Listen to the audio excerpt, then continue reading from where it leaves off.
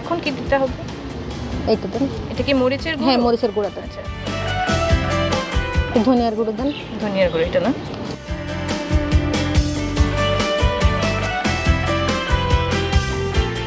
Soybean তেল দেন। আচ্ছা, soybean তেল না?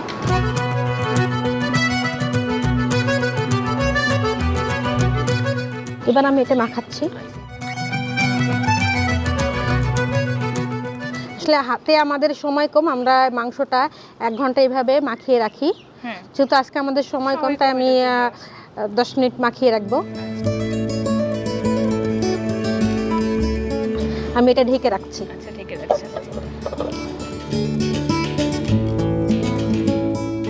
এবার আমি কাঁঠালটা,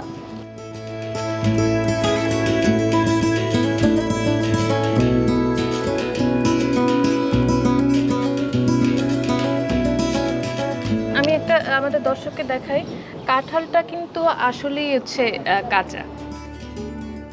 দেখতে একটু পাচ্ছেন? সরিষার তেল দেন। হ্যাঁ, সরিষার তেল কেন? ওখান থেকে ওই আঠার জন্য? আঠার জন্য আমরা সরিষার তেল নেব। কাঁঠালটা কাটতে আমাদের সহযোগিতা করবে।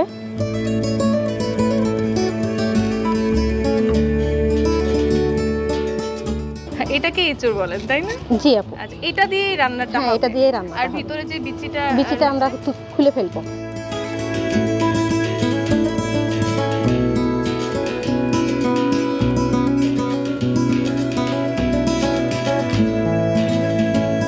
যতটুকু নিব অতটুকু রেখেছি, বাকিটা আমি সরাই ফেলেছি।